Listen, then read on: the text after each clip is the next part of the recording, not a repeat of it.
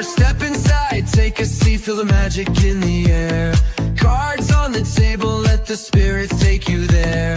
Aeson's got the insight, Joe's teching up the show. Sip that truth, honey, let the mystic wisdom flow. Oh, ooh, it's the Psychic Coffee Shop.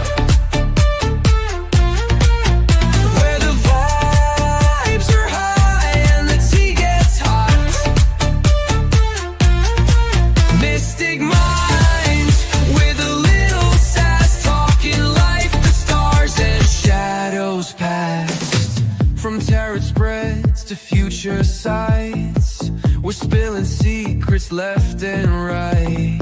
So grab your cup, let's take a ride on this cosmic caffeinated guide.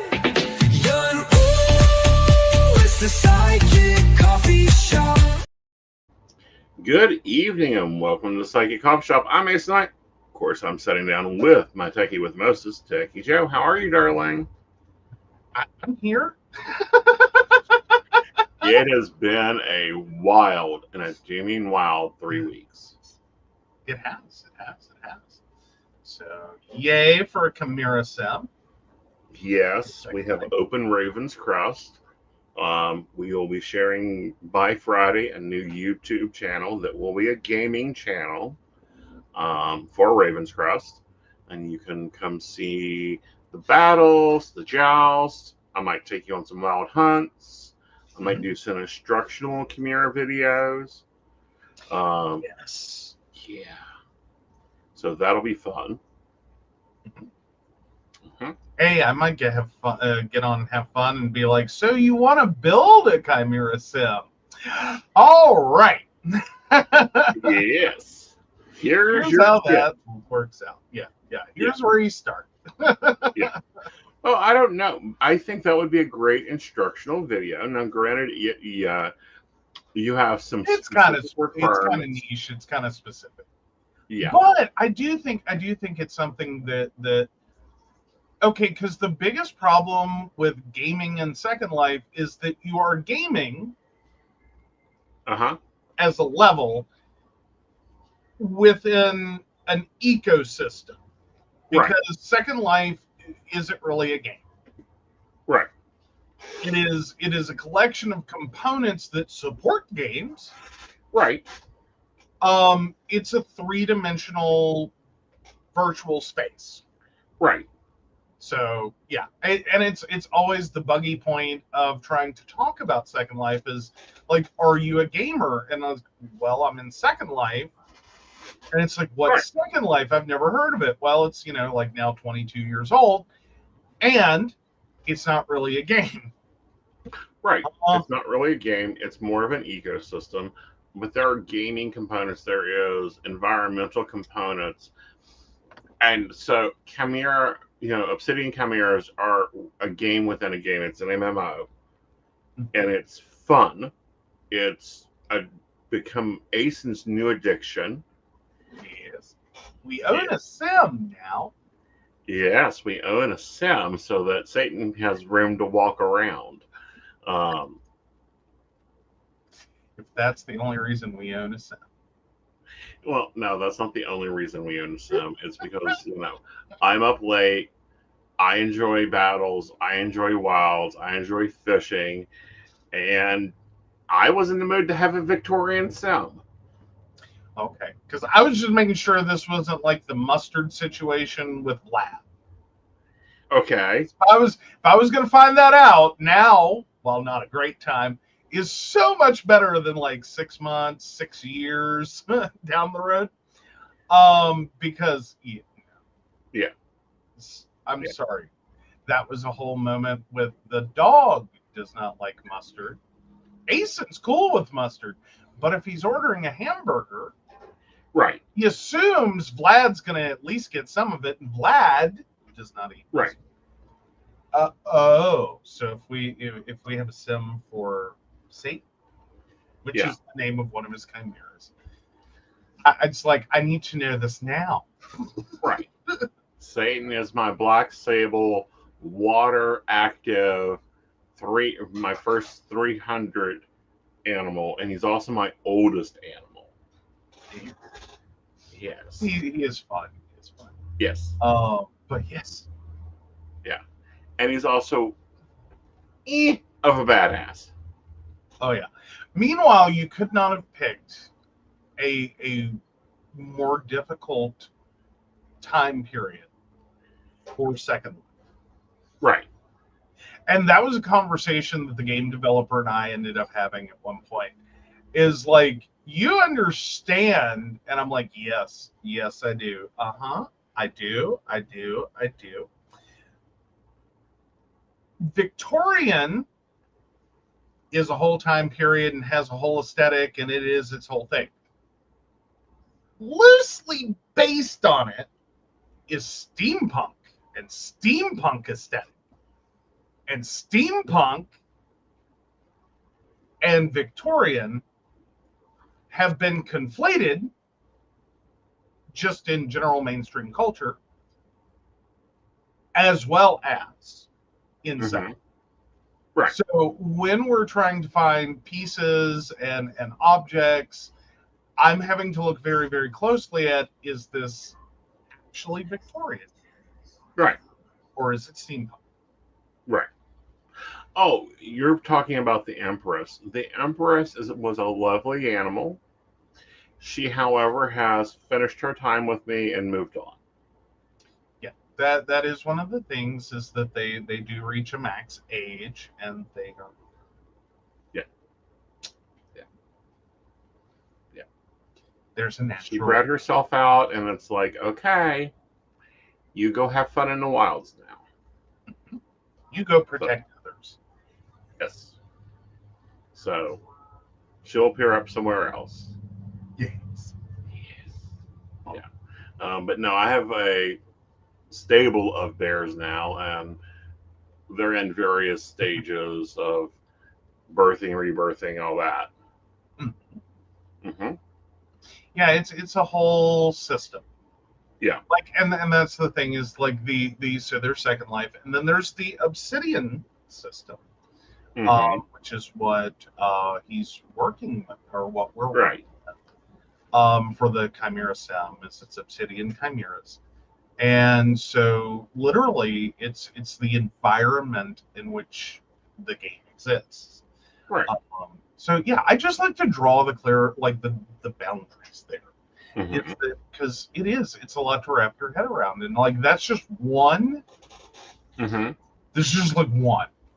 Right. And then well, and that's been something in this ecosystem of learning, like, no, there's a Pokemon sim, which I can't take one of my best friends to the Pokemon sim because they try to capture him.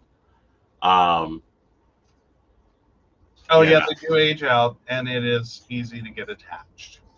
It is. Like, Satan has aged out. He is out of matings. He is tired, but he enjoys his Sunday walks. Yes. Yes, I'm holding on to him. Because this is what will happen. If you hold on to all of them after they age out and are no longer viable for mating or viable for something else, you'll end up with 900. And then I would have to buy a third Sims just to keep my animals on. Yeah, no, we're not. Yeah. Sorry, you're limited to 2 Sims. If you would like another Sim, then you have to get rid of a Sim. Don't tempt me. You know what? Now is not the time.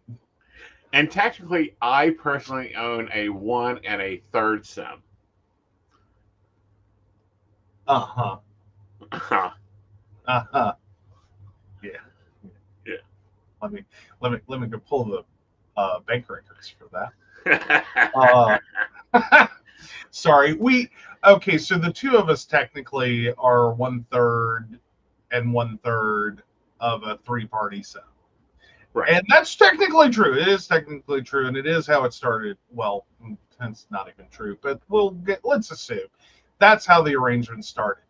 And our third owner, bless his heart, His personal life kind of went to hell in a handbasket, and we totally understand that. Yeah. But yeah, it's becoming a bit of a, with the second sim, kind of a pain point of like, no, we're paying for two. Well, Until our third owner gets back, and like, and I know when he gets back, he's gonna be like, I'm so sorry, money. well, he's gonna throw money at us anyhow because he always does. But it's like, and I GM both sims, so I GM Ravencrest because I'm the Lord Ravencrest. So I GM it, meaning I run the general management daily operations, and then I GM Fire Island, which I built Fire Island like my bar. I don't have to show up for you to operate, and technically, I don't really have to do a lot at Ravencrest except run events. Oh yeah, Brenda says, Joe, you know what happens when you tell him he can't? He'll do it even if he didn't want to. I know, right? But yeah, no. Tell everyone though. The one thing you are never, ever, ever, ever, ever, ever, ever, if you want to continue drawing breath, ever allowed to do again. Hit restore in terraforming. I am not allowed to restore anything in terraforming. Matter of fact, I'm not allowed to terraform. I have to go hire somebody. Yes, you're never allowed to terraform, and you're not allowed to hit the big red button that says revert. Right. Now, granted, you showed me a trick around this. Okay. And where we will do the next time we buy a sim, we will buy the surround that covers the terra. Yeah. Well, that gives a basis to be like, okay, and you can, throw some little hillies and stuff in the middle of your sim, and then put a wrap around it. But yeah, no, it was a moment, because originally the discussion that we had was that we were going to just raw terraform, right? Which it is literally like science fiction movies going to a planet that is doesn't exist and creating something out of nothing is about where it's at. You get a square and it's green and it's flat. And then you can raise and lower and add a lake or put up a mountain, whatever you want to do. Right. And so that's what we did. And then he went, what's this button do? No, what I did was I was trying to fix a very high peak that we still didn't get fixed, so it got turned into, we fattened it up and made it a mountain. Yes. And I had messed up, so I thought, there's an undo button. So I hit the undo button, and it reverts back to the original sim that was a very different environment. Like, I don't know what that sim was originally, because the way the original sim is saved into the system, it looks like hell. Every part of hell. Well, there's some caveats going on there. Because they're the like, there's some randomness in the here's your welcome to your new sim experience. And technically there should be a save point, basically.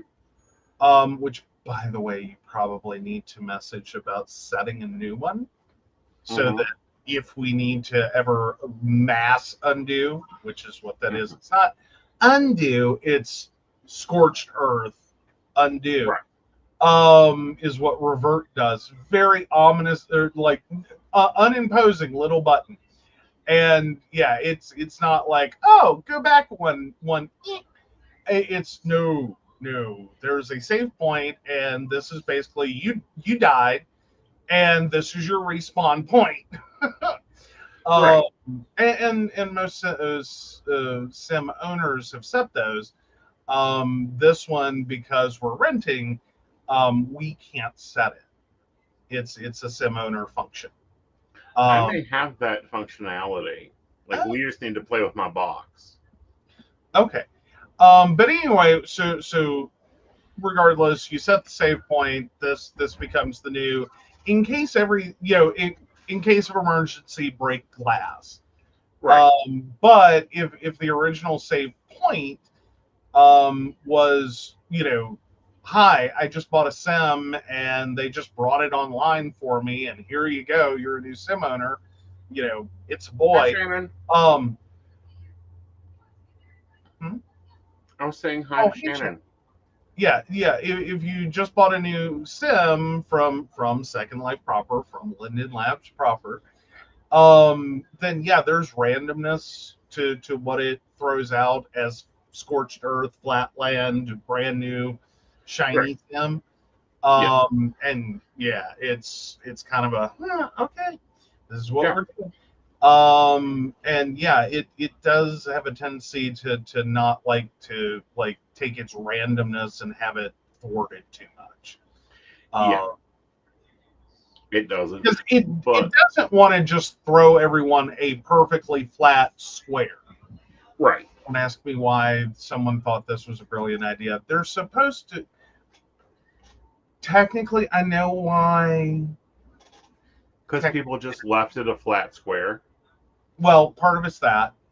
But a bigger overarching idea was that there originally was this idea that it would be one planet, Mm-hmm. and that all the little squares would be contiguous and Mm-hmm. just would be one thing, and we'll have some oceans and some blah blah blah blah. And so your square was just supposed to be one part of a globe. Right. And so I think it still works with like an original plan of what the globe map was in Mm-hmm. terms of terraforming, and then you can only go up or a little bit of down from that. Right. And yeah, anyway, it's that starts getting technical, and I think it's part of the like, that was a good idea, valiant effort. Right. We so exceeded that. Yeah. Like at this time, I think they'll start selling planets instead of islands soon. Wouldn't that be interesting? You could make a whole planet. All right. So where do you want to head? We have a few things to talk about. But also, before we do that, but also, yes, we have not been on there for 2 weeks because StreamYard decided it wanted to do some updates. Yeah, things got weird. Yeah. So yeah, we kind of held it off so that we could at least come back with a show that was worth watching instead Yeah. of the, oh my god, what the hell is this shit? Or the Aeson version of, what's this button do? Oh, please don't even. Too soon. Okay. So it has a few car business programs. LOL. What? So, Shannon, you've started a few car businesses. Interesting. So yeah, fun. I don't know. Which article do you want to go to first? Well, let's go with the most pressing one. Japan issues typhoid warning. Tsunami. Tsunami woman. Japan issues tsunami evacuation orders after magnitude 8.7 earthquake off Russia. Live updates. So yeah, that's a lot going on. Yeah, and see, this is going to be heading all the way to Australia. Not Australia. Let me go ahead and read. It'll be heading all the way to everywhere. Oh yeah. So let's see. So they've ordered evacuation. Sorry, this is a live updating article, so it's a little wonky. Hawaii officials order evacuation of coastal areas around Honolulu. Large parts of the coastline of Oahu, including coastal areas of Honolulu.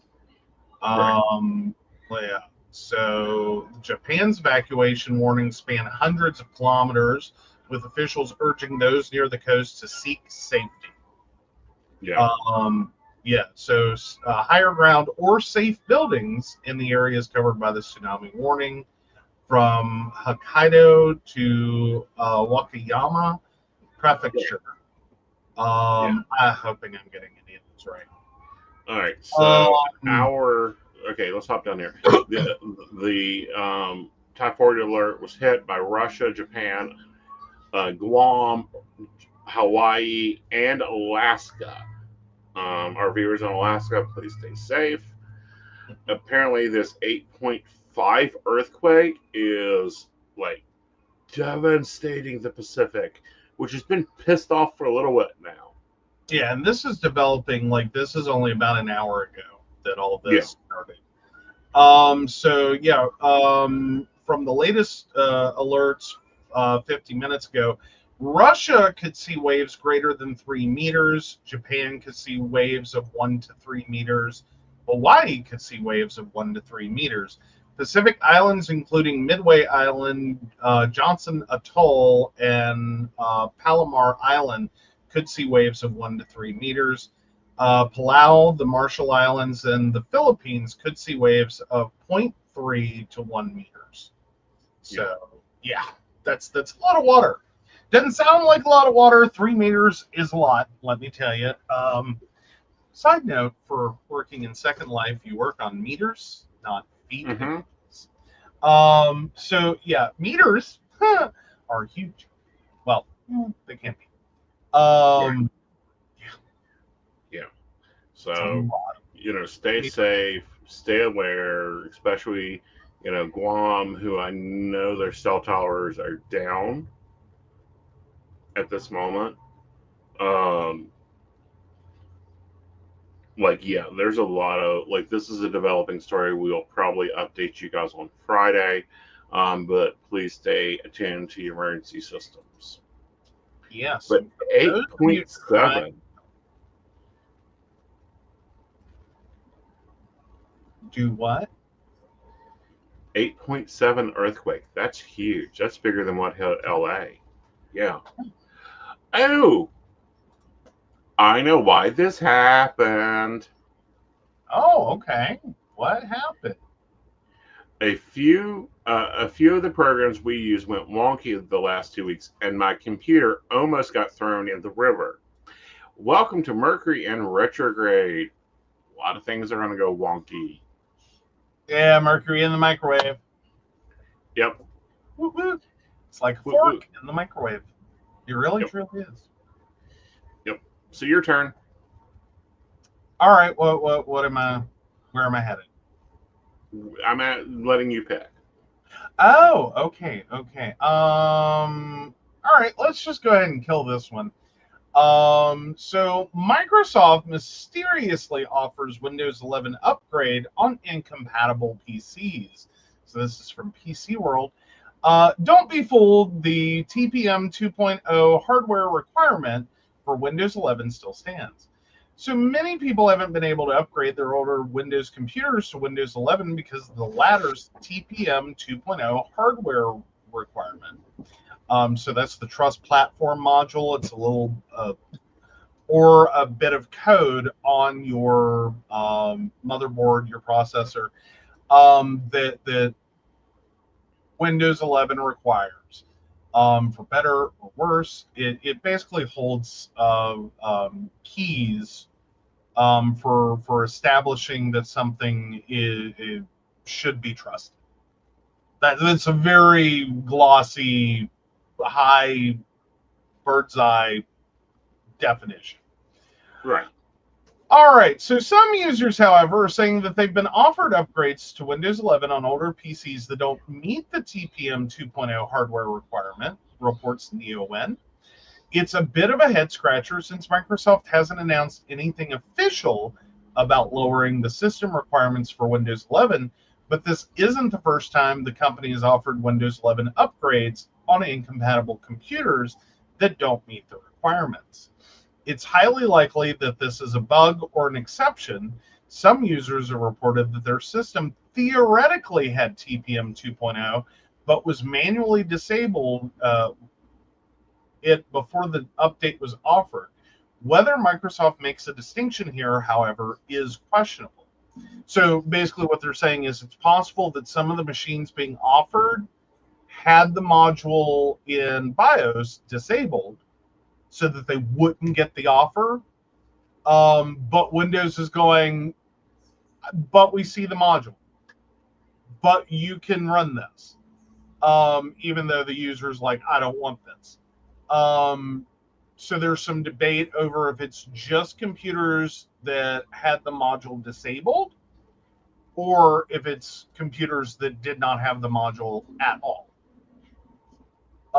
So yeah, so far Microsoft has not deviated from its strict hardware requirements for Windows 11. However, users who want to receive an additional year of security updates on Windows 10 can now sign up for the ESU program. So yeah, PC World goes on to say, if we hear anything official about relaxed requirements, we will inform you accordingly. Until then, however, you should assume that TPM 2.0 will continue to be a requirement for all Windows 11 PCs. I'm kind of going to end up laughing if, like, we go through all this and then the next version of Windows, they're like, that was a, never mind. Like, I kind of think that's where they're going to end up with it, is like, never mind, we're not doing that again.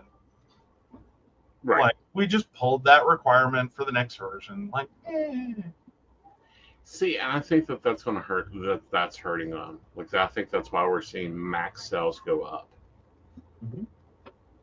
Well, ultimately, Windows has kind of been chasing this idea of forcing upgrades, sort of like Apple does. Like, quite frankly, Apple will either force you to update or upgrade your device, more importantly, just by like hitting a point in which they say, no, sorry, no update for you. Like, we're, you know, our hardware of that age does not run that. Right. You have a great day. If you would like to buy another, you know, Mac product, please go ahead and do so. If not, continue to use what you have. Right. That's it. End of story. And that's sort of where they've been from the beginning. Is that some of their that some systems were lost along the way as each version came out. Windows, and I'm talking about that all the way back into, like, you know, the earliest days of Mac. Then we get into Windows, which has historically been like, well, you can try it. Like, we can't promise you that it's a good idea, but you can try it. Yeah. And that has led to a lot of people and a lot of manufacturers trying to create cheap computers with cheap components, throwing out it works with the newest version of Windows systems for, like, you know, only $299, $399, whatever, that are utter performance garbage. That, like, oh my God, no, don't upgrade. I'm not even sure it was capable entirely of the previous version of Windows, let alone the new one. And we've seen that. For me personally, I will say, professionally, I will say that on. It's kind of the story of the Intel Atom processor. It's the story of the Celeron processor. It's been the story of a few processors, especially Intel processors, that the processor, as much as it hurts me to say it, isn't the biggest problem here. Like, they're very slow processors. They're very limited processors. They can only do so much. Right. And the idea that they were going to run a next generation version of Windows was far outside its capacity. Right. It was barely able in perfect conditions to run a current version. Right. It may have performed much better if the user had downgraded to an even older version of Windows. Right. Granted, sometimes there's some issues there. But ultimately, it was up to the consumer and the manufacturer to work within their best interests, Right. which was a joke and the whole problem, to buy systems that were Mm-hmm. capable enough for them, not the role of Microsoft. Right. So, and that's a big distinction difference between Apple. Apple has always been about end user experience. And so that's part of the agreement you have with Apple is they decide when your experience is going to suck to the point that it's going to harm their brand. Right. And then, sorry, no update for you. Windows is just, at some point, you may run into problems because, well, who's still using that? Right. Like, there's no driver for it, that it's deprecated, whatever. But you can try it. There's nothing that officially stops it. And your performance may vary. But what Microsoft actually did for 11 was wrap this all up into security, not user experience per se. They said, we are building a more secure version of Windows. And we're basically crashing and slamming the gates behind us for, this old hardware that's unsecure. And users went, wait, what? Right. Again, unfamiliar territory, like intangible to most users reason why we're doing this. Mm-hmm. It has not gone well. It's not gone well. It seems like an arbitrary choice by Microsoft to slam this door on people that are like, maybe I just don't give a shit. You know what I mean? I don't care about my security. I'll reload the stupid thing or I'll trash it and buy another one eventually, someday, maybe. Just let me, get the new one. Because it's where we've been, for decades now, of just next version to next version to next version. And eventually the poor experience itself of new version of Windows, same old piece of crap hardware that you've had for 7, 8, 10 years, will drive you to finally be like, okay, I'm buying a new computer. Yeah. Okay, this is garbage. I can't do what I need to do. Time for a new one. That's been the typical PC user experience. Is that either a program you want to use is incompatible because you don't have enough software to run it. So the latest game, the latest, word processor, whatever, says, nope, you need a new system. But never before was it the OS itself that tried to come in and say, oh no, we're trying to protect you. Right. So, and this is where we are. It's been interesting. It's been interesting. Oh, my Microsoft won't let me on the internet until I update it. Ouch. Yeah. Ouch. And how are we supposed to do that? Well, no, it technically will let you on the internet for updates, or should. Though we've also previously seen experiences where it's like, in order to use this piece of hardware for networking, you must download our driver. In order to download our driver, you must be on a computer capable of connecting to the internet. How do I do that if the computer that I need to use to download the driver is the computer currently affected by the hardware that won't connect to the internet because it doesn't have a driver. That hasn't quite been the biggest or the most common experience anymore, but was in the early switchover from everything you bought had a diskette or a CD or something. Included in the package, you shoved in your machine, and you run your update, or you install your drivers. When we made that switch and said, you can download it. It's the 2000s. You can download. When we did that, we started running into some of those moments where it's like, I have to be able to get online, but I can't get online, and to get online, like it's a catch-22. There were some pain points there in the early days. It hasn't been as much of an issue. Like, yay for Right. Windows and included drivers. If I had to say anything has massively improved, is they've at least understood that some core things need to just internet connectivity Right. being one of them. Right. So maybe we should partner with device manufacturers to at least let you get online to get your drivers.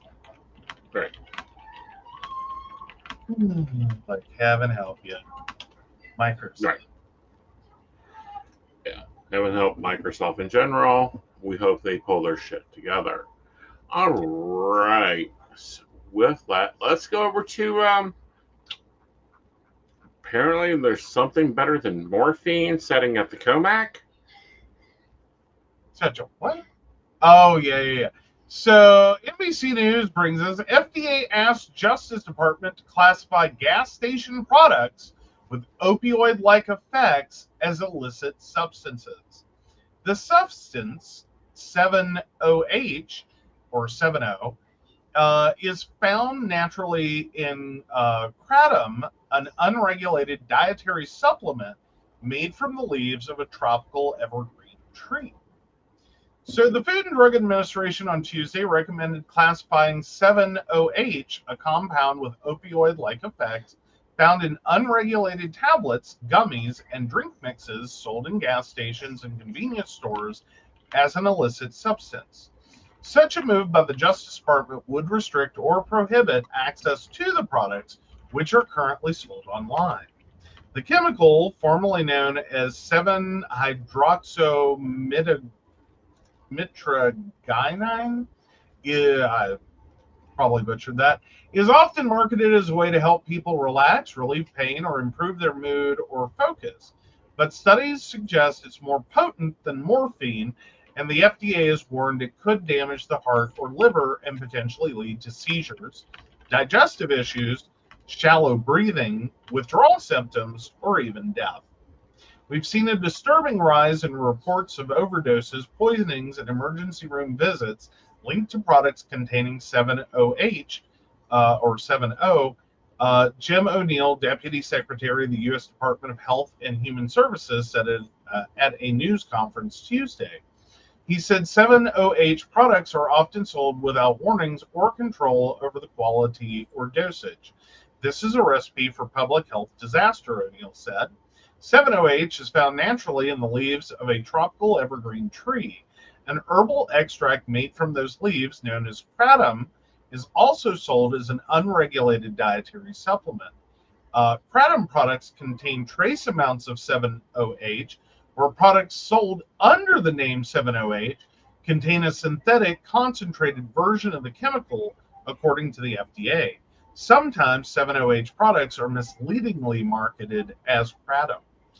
The FDA's recommendation Tuesday will trigger a review from the Drug Enforcement Administration, the branch of the Justice Department responsible for classifying drugs as controlled substances.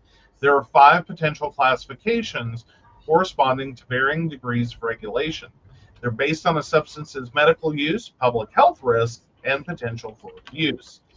FDA Commissioner Martin McCary said Tuesday that the FDA is recommending that 7-OH be classified as a Schedule I substance, meaning it has no accepted medical use and a high potential for abuse. Other drugs in that class include heroin, marijuana, and ecstasy. The FDA currently warns people not to use kratom products because of the risk of serious side effects such as seizures, liver toxicity, and because it may lead to substance use disorder. So I think we can stop there. This article goes on for quite a bit, and it doesn't look like it does anything but beat the dead horse. That this is and that's kind of like with the kratom issue has been a problem for a while because wasn't that originally the bath salts? Yes. Or am I confused? That is the bath salts. Okay. I didn't know if you'd had a moment to double check me. Yeah, this is the bath salts. This is... Well, but this is a product that can take something that is a trace in the bath salts and creates a synthetic concentrated version of that one derivative or that one ingredient. This is kind of like, you thought heroin was bad, try fentanyl. You thought fentanyl was bad, try like Jesus Christ, do we have to make everything more powerful? Right. But see, my question is this: why is this not being used in medical? Again, they're going with the theory that this has no legitimate medical use. The bigger problem is it's naturally occurring, and quite frankly, pharmaceutical companies do not now, nor will they ever, want to invest the money to prove medical use for what is effectively going to be an herbal product they cannot patent. Okay. Like there's nothing they can do to it. Mm-hmm. But what do you make money for? All you're doing is paying for the testing to run it through the FDA to be like, yes, you may use this for an acceptable medical use. That's it. That's all, Pfizer or any company, I'm just throwing ones out there. Any pharmaceutical company is going to be paying for is yes, it is acceptable for that. Right. Which would be great, or potentially if there is an acceptable use. Right. What may be occurring and what may ultimately occur is that there might be a potential they can modify it or take the synthetic compound and patent it or modify it and patent it. And then we might potentially see Schedule 1 drugs, because it's going to contain the same compound or fundamental compound, come to market to do something. Right. As a pain reduction for cancer patients, as something. Right. It might occur that way. Mm-hmm. It's probably unlikely. Mm-hmm. It's probably going to be very unlikely. Because ultimately you're going to start with this one plant, I assume. And you're going to have to do things to make that occur. Right. So it was for, and I'm curious on the whole what is this evergreen? Do I want to know? Like they post, kratom leaves. Like what is this? Where does this grow? What is it?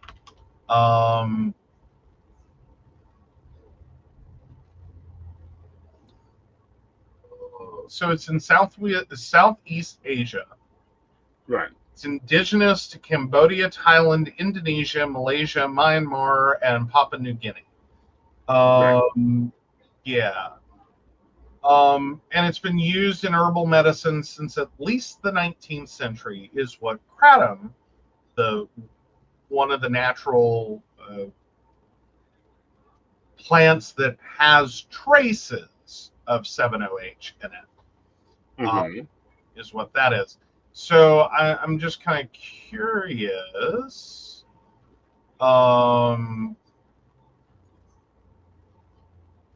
Yeah, it's gone through the same thing with um, uh, the FDA as well, is that it has no actual useful effects. And good luck for anyone who's going to actually try to make that argument. Right. So, yeah.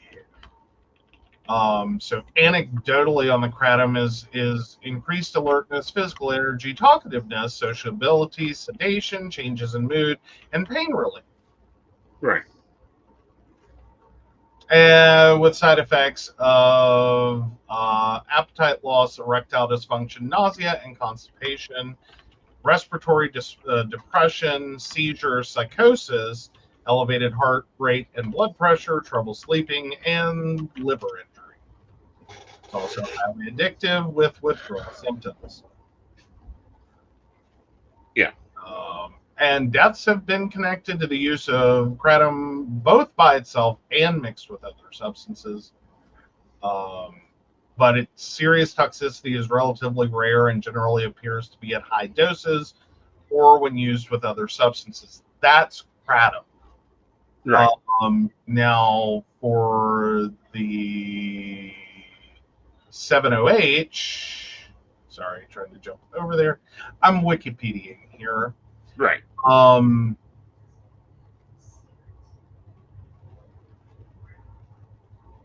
Oh yeah, this was specifically someone figured out like this is the active ingredient. This is like the THC of 2025. Right. Like you remember when they came through and they were like, oh, it's the THC that's important, not the Right. Yeah, for marijuana. This is sort of like what happened to kratom. Is that fun. yeah.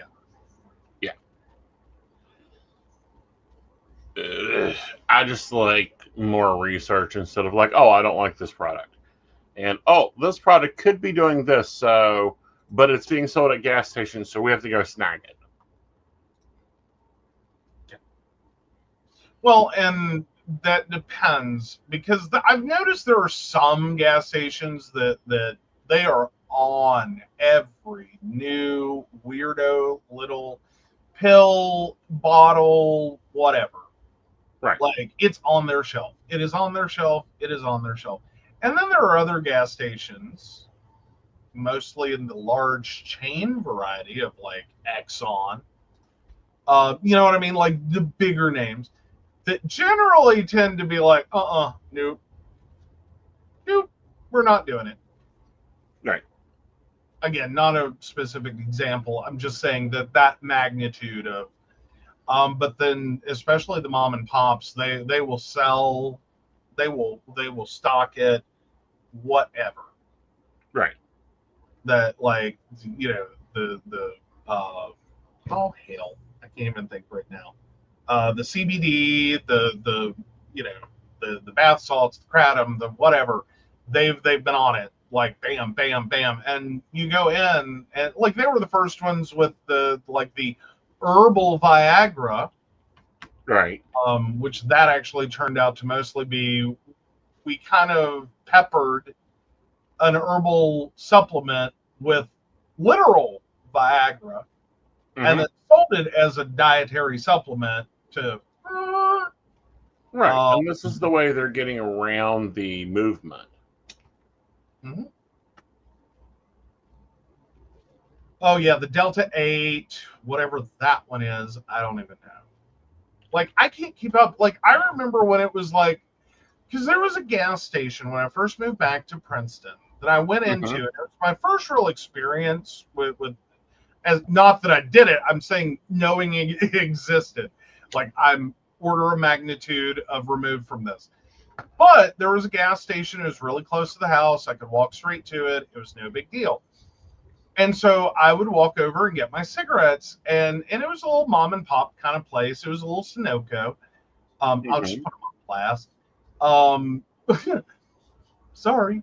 But I would go over there, and it was kind of a rinky-dink little gas station. It was really tiny. It was outdated. It's totally changed now. Right. But when I first was going over there, it's this little kind of kiosk of a gas station, and every time this place had a line up out the door. Mm-hmm. And it's like, wow, this place is really popular. I guess they picked the greatest location ever. And it's kind of small, so I'm sure it feels that way. Whatever. They have one clerk, I made excuses, didn't really think about it. But I'm standing in line one day, and I actually paid attention that every single person in front of me is asking for the exact same thing. And so I finally get up there, and I'm like, I want my cigarettes. He knows what I'm getting, and so he's already turned around to grab them. And I said, "What is the?" And I forget what they were calling it. It was way back, like 2010, whatever the thing. It was the bath salts. I just forget what it was called at the time. Mm-hmm. And I was like, "What is that?" And he goes, "Oh, you don't want that." I'm sorry?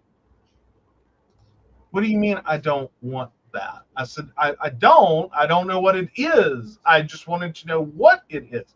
He said, you don't want it. And rang up my cigarettes, told me how much it was, which I already know. And I paid for my cigarettes and went, okay, I guess I don't get to know. Right. Of course, I can't leave it there. It stuck with me. I go look it up, and I find out that it's basically a herbal legal drug. Mm-hmm. And I'm like, oh dear Lord. I was just behind 8 people. Mm-hmm. Just assembly line. Ran through to get their daily fix. Because I'd seen some of them. And it's like, yeah, I'm there for my pack of cigarettes. And I'm going to be back tomorrow for a pack of cigarettes. And I'm like, but, what in the world? I felt like I fell into a pocket universe when this guy looks at me and just, literally made a judgment decision. You are not going to buy that from me. Right. Okay. It was wild. It's probably insane. For me, I'm like, eh. I mean, I wasn't going to buy it. I wasn't that interested. I was just like, what is this? I've never seen a product that literally, not just 8 people in line were all buying cigarettes, and some got Marlboro, and some got this, and some got that, and some got this other. Right. Okay, cool. That makes sense to me. That works in my brain. That happens. That's just a random statistical event. Or, a bunch of people go in at the same time and they all buy beer. Okay, I understand that. Some buy this and some buy that. But to literally have a line of 8 people in front of you, one by one, say the exact same words, they have their money pre-counted and ready. Right. And they it was so wild. Just mentally to me, it was like, what is going on? Yeah. And I don't know, I think the only thing other than the normal stuff I bought at gas stations, it was many things back when I was on the nurse's floor. God, I wish I had those. Well, yeah, and there's been a number of those products over decades. Yeah. The gas stations have stocked. I mean, God knows how many of us can go back and watch some of the old Nightmare on Elm Street movies and no-dos. They're still out, but they're not as good as they used to be. Oh, it's totally different formula. But Vibrant. What? Yeah. Yeah. You just pop out and buy some. Mm-hmm. And it's like, do you know what that is? Yeah. It's 4 times. It used to be 8 times the caffeine in a pill. It increases your focus. They have those 5-hour energy shots. That's bullshit. That's fucking candy compared to the old stuff. Oh, I love it.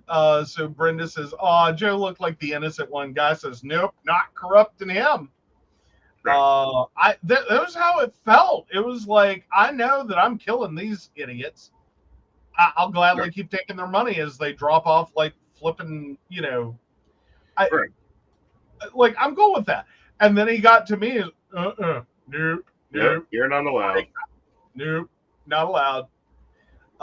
So yeah, and then Shannon says that was the fake THC where it gave you a buzz and still pops up as THC, but it's not marijuana.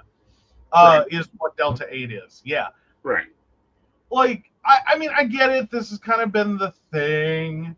And I know unpopular opinion abounds Right. on what I'm about to say. At some point,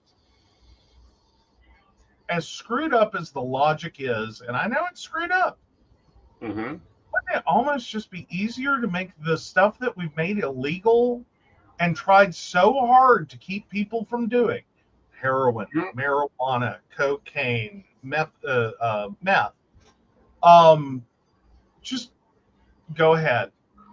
Just fucking pull the Right. training wheels off and be like, it's your funeral. You Right. die how you want to die. Right. Because we seem to be down a rabbit hole now on the war on drugs, in which the original stuff that was so bad for you, we have to ban it and make it illegal, Mm-hmm. now being replaced by other products or synthetic products that don't have a legal distinction yet for like the next 5 minutes until someone comes along and figures out, oh God, that'll kill you. And it's addictive and habit forming and people enjoy it. But we're down a rabbit hole now of these and they're getting worse. Well, they are, but It's I find like we're literally hitting a point where it's like, oh, you do math? That's cool. Oh, you do 7-0? Oh my God, you're going to die. Yeah, but what I find interesting is these products are focused at low income status. Yeah, well, we're at a point now that literally, mentally, to me, it's sort of like meth seems benign. Right. Meth should have never seemed benign. Yep. Never should it ever. Like, if you had asked me in 2005, 20 years ago, would you think that meth will ever just be like, meh, meth to you? No, it's meth. That's a horrible drug. Right. I learned about it in Dare. Right. Now I'm out here looking at the stuff that, like, oh, we made, meth's illegal and no one uses meth. And okay, and now we've introduced all these other products that are like meth to the market. And one by one, they keep falling off cliff and getting replaced by the next worst product. Like, it that has a similar effect. Right. And I'm like, meth doesn't sound so bad. Right. You know what I mean? Like, well, I'll definitely do meth before fentanyl. Oh, definitely. Like, but the drugs today don't even, like, none of them do I want to touch. No, that's what I'm saying. Is like, yeah. Back then it was like, oh my God, meth is so scary, or insert drug is, oh my God, it's so scary. Not marijuana. I think we are all clued in, at least by the 90s, that like marijuana is really not a big deal. Again, don't do drugs, kids. I'm just saying, I don't want to get sued. I'm not telling anyone to go do drugs. I'm just saying, as a conversational piece, I'm looking at this stuff going, perspectively, I don't think we have that much of a meth problem. You know what I mean? Like, it was bad. It was bad. I understand why we did all this. It was bad. But what has come after it, the road we're down now, just keeps getting worse. Right. Like, maybe at this point we just go, let's throw it in reverse and deal with the meth problem. It sounds easier. Yeah. Like, you know what I mean? Like, okay, well, that was a really bad idea, but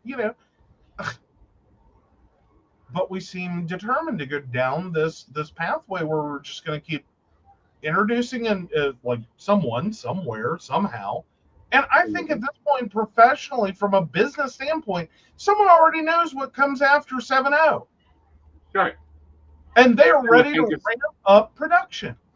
Yeah. And it'll be on shelves as fast as 7.0 gets banned. Yeah. Boom, next. Yeah. Boom, next. Whatever comes after 7.0, it's going to get banned. There's already going to be a next in the pipeline. We just have to turn the switch. Yeah, and see, that's scary, is because what's next? Because they already have one drug. You take it, and and like parts of your body just start rotting. Crypto, something like that. Kratom. Yeah. Yeah. Let's kratom. Yeah. Yeah, no, I mean, I don't know. It seemed like the meth heads were doing pretty good for a while. Pretty good for a You know moment. what I mean? All right. And then, we might be being probed at the same time. Oh, dear Lord, we're jumping.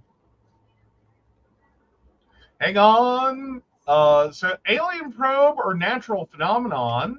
Strange object near Jupiter sparks global debate over 7 shocking scientific unknowns. So this is from Rude Baguette. That's a new one. A newly discovered interstellar object named 3I Atlas is captivating astronomers as it races through our solar system, prompting a flurry of research to uncover its origins, composition, and ultimate destiny before it vanishes from view. Oh, the cosmos never ceases to amaze, and the recent discovery of 3I Atlas, an interstellar object traversing our solar system, is a testament to the mysteries that lie beyond. The celestial visitor, currently millions of miles away, has ignited a fervor in the scientific community as experts rush to uncover its secrets before it vanishes forever. With advanced telescopes like the James Webb Space Telescope and Hubble focused on this enigmatic object, the race is on to answer key questions about its origin, composition, and trajectory. So, yeah. The origins of 3I Atlas is one of the most intriguing puzzles facing astronomers today. Tracing its path back to its original star system is an almost impossible task, yet researchers are determined to pinpoint its region of origin. Speculation suggests that this object may hail from the thick disk of our galaxy, a region populated by older stars. If this hypothesis holds, 3I Atlas could be an extremely ancient relic, possibly over 8 billion years old, and potentially even older than the stars currently shining in our skies. Its age and journey could offer invaluable insights into the history and evolution of the galaxy itself. The possibility that 3I Atlas originated from a now extinct star adds an extra layer of mystery. Given its potential age, understanding its path may help astronomers learn about the life cycles of stars and the dynamic processes that govern our galaxy. As scientists continue to study this cosmic traveler, they remain hopeful that its story will shed light on the ancient mechanisms of the universe. So I think it'll be interesting. I also think that, we've got Black Knight in the sky. It's been monitoring stuff, in my opinion. I think that there is some ancient probes we're just now detecting. Do what now? Sorry. I think that there are probes left over. I think there are different things in our galaxy that we may start detecting. Mm-hmm. What's your thought? Well, I mean, it is always interesting when, watching the skies. It is an endless. Mm-hmm. Like, God, how long has astronomy been a thing? And it's still new. There's still new stuff. Like, you can look at the same point for centuries. Right. And you're going to see new shit. Yeah. Floating in, floating out, moving towards and away. Mm-hmm. It has always been very, very interesting, especially as we have moved, like the article points out, with the James Webb Space Telescope and Hubble, from the extraplanet space to actually see what the things that we would not ordinarily know were there, or see them from a different perspective, that this may not be what we thought it was. Right. That we are from one standpoint seeing an object, from Earth looking up, seeing an object, or from technically, the moon and one object. But as these move out, we're getting different, vantage points, and different ideas of what's actually out there and what that's going to look like from a different perspective. So that original viewpoint is going to keep changing. In addition, it's going to also introduce new objects, or at least let us know sometimes when things enter our path of view. Right. Which may be the case with this. Some objects, and I think we've kind of accepted as scientific theory, Right. is that some objects may have already floated through, many millions of objects have already floated through our quote unquote view path, and were never detected. Right. Either the technology to see them did not exist yet, Right. or we were, quite frankly, trying to look at a whole lot of sky. Right. And quite frankly, you if you didn't know where to look, if you didn't yet know what to look for, right, if you didn't have the technology to go, there's something weird happening here. Like, this very consistent thing just changed, which is usually our first indicator that, there is something new there. Yeah, something changed, something's different. Let's pay more attention over here. I mean, it's fascinating. As for what it is, as for what it can tell us, I think we could all get really, really, really excited. But I'm going to withhold that until we actually can find out more. Because quite frankly, it may just be a rock, a random fucking rock. Right. Or it could be the, meaning of life, universe, and everything. Right. Or it could be, I don't know, the Ark. But it is kind of interesting with as much stuff as we've thrown into space. And that kind of guilt we started getting in like the early 2000s, like we threw a lot of crap out there. Right. Like there's a lot of junk in space now because of those things. Well, it looks like a garbage dump.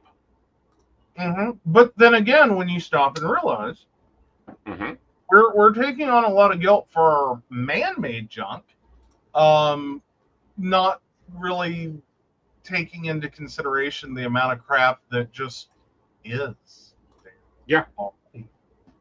That is floating around and bouncing and picking up trajectory and gravity and getting pulled by gravity of other objects that are already moving, that are and creating this constant. I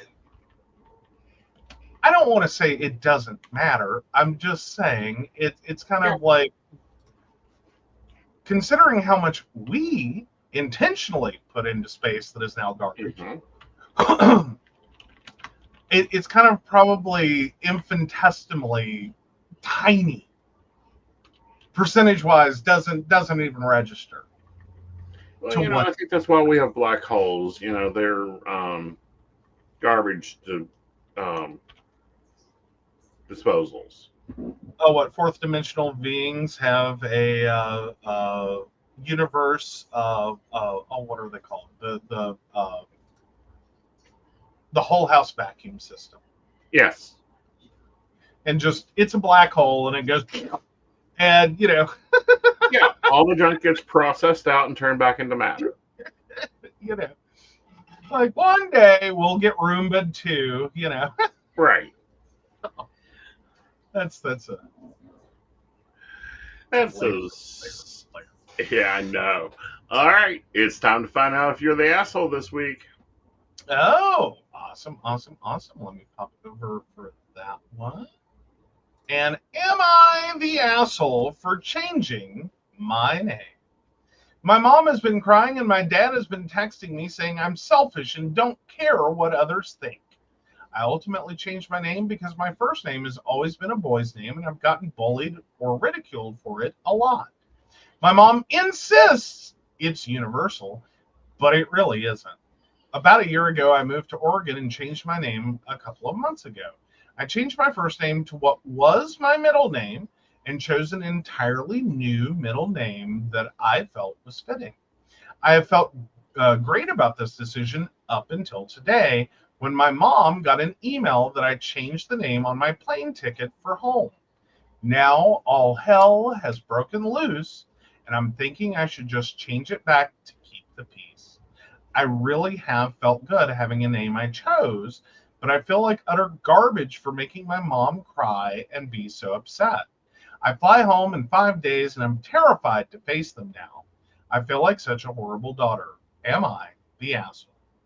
Edit for clarification. It was not my intention for my mom or dad to find out through me changing my plane ticket. I tried to take every step to make sure it didn't get back to them through that, but it ended up backfiring on me. I wanted to have a discussion with them about it face to face once I was home this weekend, but it's a tad late now. I fully recognize that the way they found out was absolutely awful and probably made the whole ordeal much worse. Also, birth first name was Carson. Now it's Elizabeth, my original middle name. Not the asshole. I don't think you're the asshole for changing your name. If you want to get really specific for changing your name, not the asshole. Now, Right. here's where this becomes a thing. OP has offered the following explanation for why they think they might be the asshole. I might be an asshole for changing my name legally and not warning my family beforehand, and that might make me the asshole because now my parents are extremely upset and angry with me. For that, you're the asshole. Right. That part. Which even without that, I would have still said, like, for changing your name, not the asshole. For not warning your family, for not letting them know, one, I don't necessarily think you needed to, and especially if you thought there would be pushback for any reason, pre-warn them that you were going to change your name. But I think once you've changed your name, that's not a wait. That's a this is what I've done. Part of that is managing the situation and ensuring that, like, you're doing everything to make it go how you want it to go. Surprises usually don't end well. Right. Especially with things like, oh, I changed my name. Right. That has never been a good surprise for anyone, anywhere, ever, at all. Right. But I think people get attracted and locked into this idea that, well, I gave you that name. Yeah, you also gave me a pair of shoes when I was 2. I don't think they fit anymore. Well, yes, there is that. And that becomes the question now: is what are the parents actually upset about? Right. Is it the you changed your name and how dare you? We named you. That was our right. You upstart little brat. You have no right to change your name. Not true, by the way. If you want to change your name, change your name. I don't care what you change it to. Right. Your parents were legally required to fill out a birth certificate and give you a name. Right. That was it. If you later decide for any reason whatsoever at all that any part or all of your name is an unwanted thing to you, please, by all means, go change your name. If, and this is a very important if, you are in contact with that family, especially the immediate birth family, the immediate birth parents, you need you need to let them know. Mm-hmm. Not get their permission, not ask them their thoughts and opinions or for their advice, but frankly, just tell them, Mom, Dad, today I changed my name. My name is now, Mm-hmm. and that's it. The surprise, I'm no longer in this situation, I'm going to go ahead and use it. I'm no longer Carson, I'm Elizabeth, is interesting moment for a parent, I could imagine. Because simply having your airline that you have booked a ticket for your daughter Carson call you or send you an email in this case and let you know that your daughter's name is no longer legally Carson. It is now Elizabeth and has been updated on their ticket. Right. Has got to feel like a slap across the face for, excuse me? Right. You, what? Right. Why don't I know about this? Why am I finding out from American Airlines or Delta or whomever? Right. That you changed your name. Right. Forget if I have any negative or positive feelings about your name change. Why am I learning from an airline instead of from you? You don't respect me. You didn't, you, what? Yeah, I can see parents blowing up over that and being very pissed. Right. And having nothing to do with the fact that you're now Elizabeth. It's the fact they didn't know you were now Elizabeth. And it's like, I don't know my daughter's name. Right. Really? that would be a moment. I could see that as a parent being a moment. Right. That like hold the phone, stop the presses, back up. Right.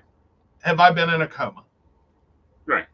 When did explain this to me? Right. And I don't think and again, I'm having to kind of, like envision myself as a parent. I can't think I would handle that level, after 18, 20, whatever years you've been Carson. I don't think I could handle that as a surprise. Right. I don't think I could handle that very well, especially not in a, I pick up the phone on a random Sunday and it's like, hello. And, hi, Mom. Oh, hey, Carson. Mm-hmm. Mom, I have to tell you something. Okay, Mm-hmm. what is it, darling? You know what I mean? Like, that would be a little bit of a, okay.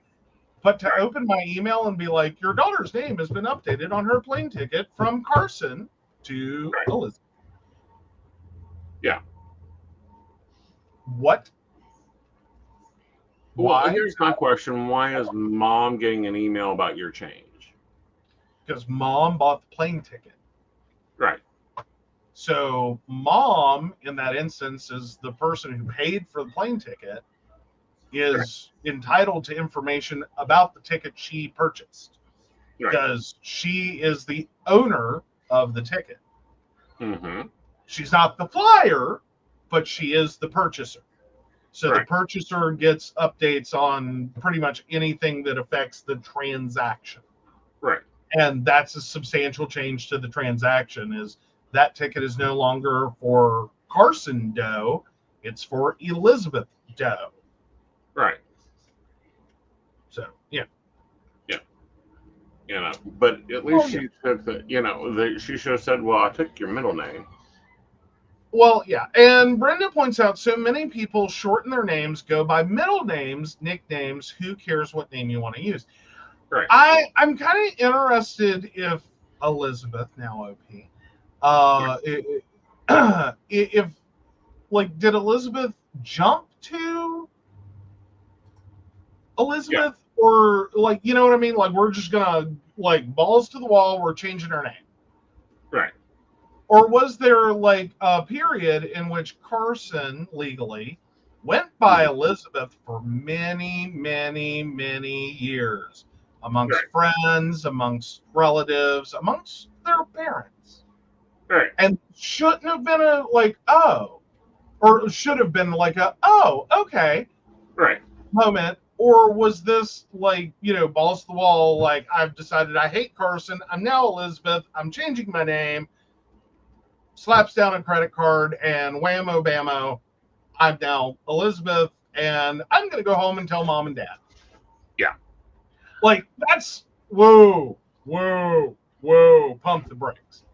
And it's not uncommon. Going off to college, moving away is a really great moment in life in which you do start to find out who you are. And a lot of people will start going by a nickname, an abbreviation of their name, a middle name, using their first name that they never used before, diminutive of their name, like Betsy, or, in this case, like Elizabeth, or Carrie could have been an option for Carson. Right. That happens, and a lot of parents kind of have that. Who the fuck are you talking to? My daughter's name is Carson. Why are you calling her Carrie? Right. Or why are you calling her Betsy? Right. And that's been a moment. I actually had a mother get very, very, very pissed at me back in the college days because both her sons. Right.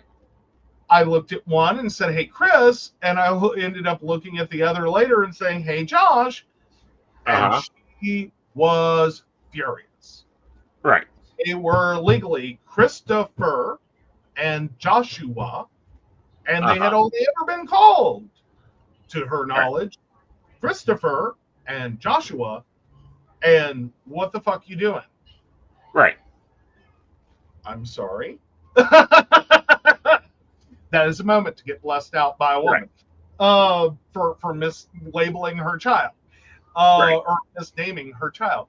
And it's like, I feel like your children need to have a conversation with you. Yep. Like, this is not my fault. I did not do this. I did not wake up one day, meet Christopher, and decide to randomly call him Chris. I did not randomly decide to call Joshua Josh. Both introduced themselves to me. Right. Chris and Josh. Right. Like, your at me is misplaced. All right. Exactly. And the number of cookies, I had to start putting their apartment numbers in my mom's phone so she knew which cookie she was getting. Oh, God. Oh, is it like the current problem of every, it seems, every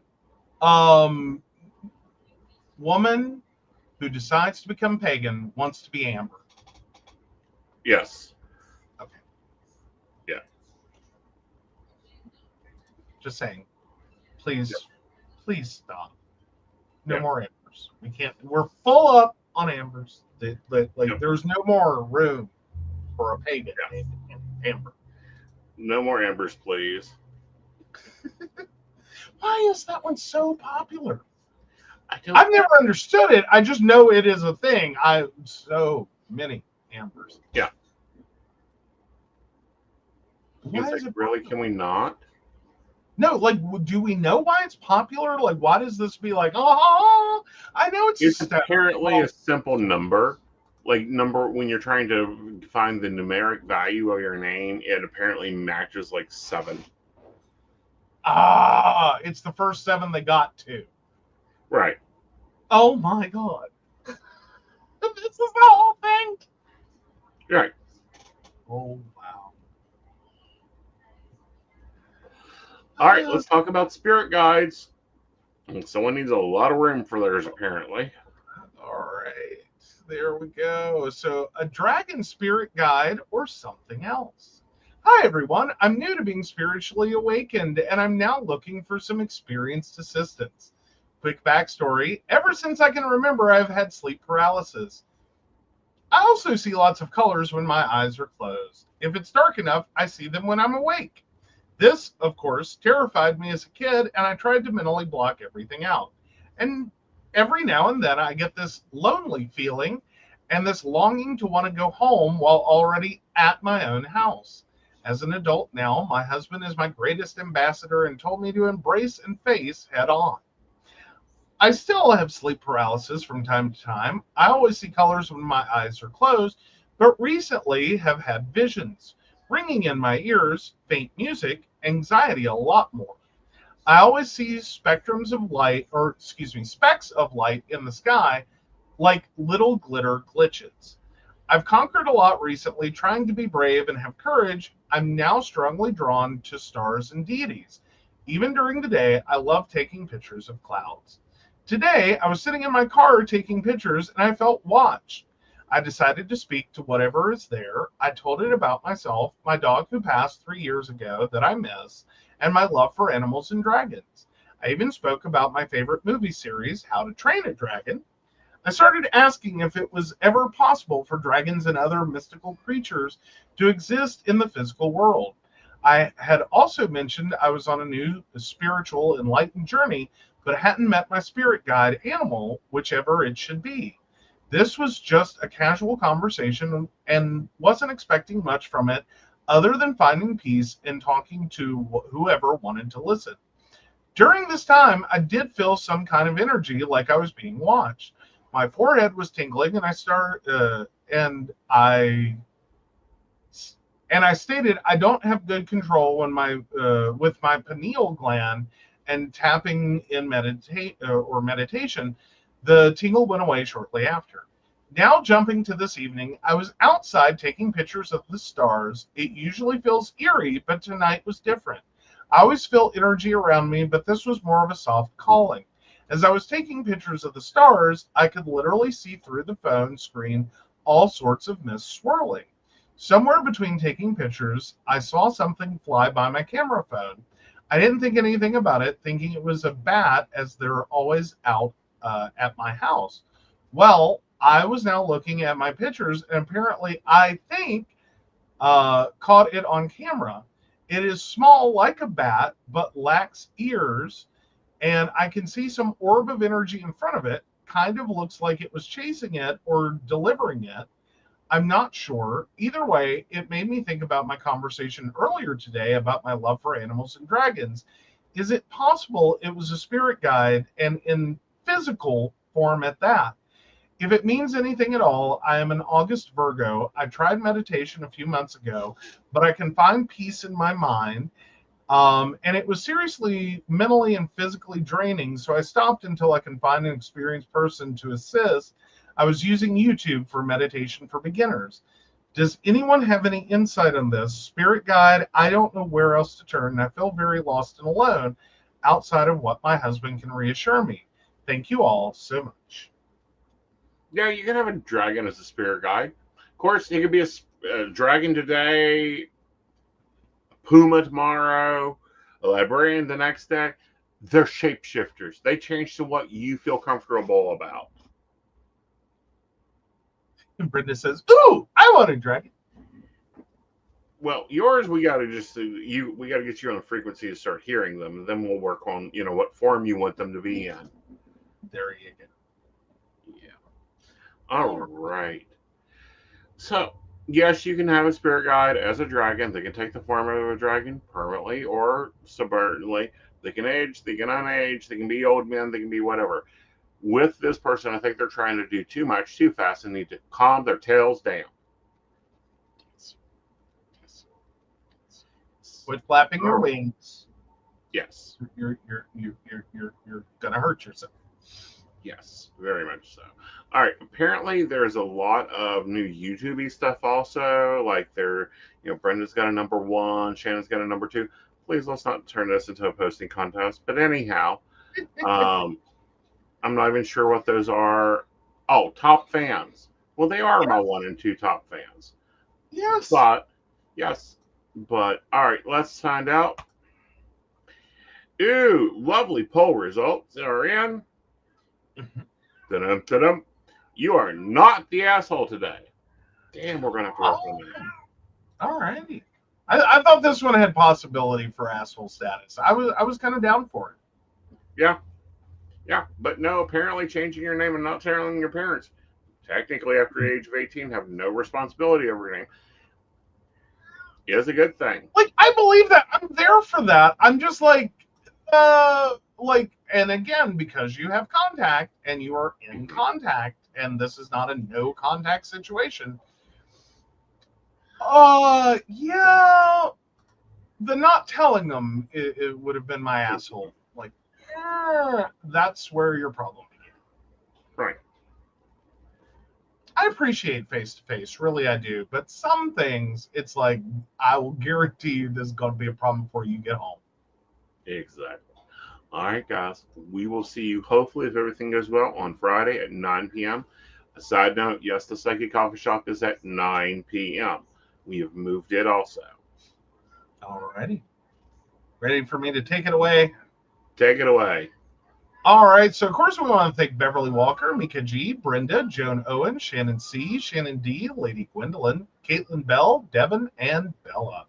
If you'd like to learn more about us, the show, or how you too can become a Patreon sponsor and receive all the wonderful benefits our baristas receive, please visit us at pcspnetwork.com. Yes, and just want to say a simple happy birthday to Invisible's mother today, who's down visiting. All right, guys, we will see you later. Bye, y'all. Bye. Buckle up, y'all. It's time to drop.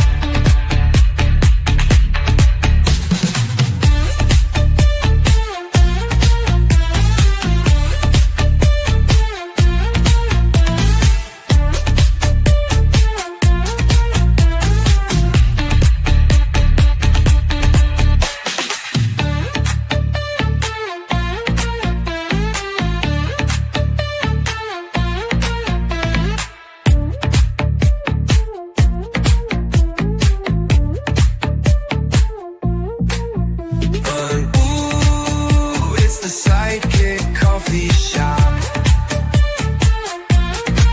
Buckle up, y'all.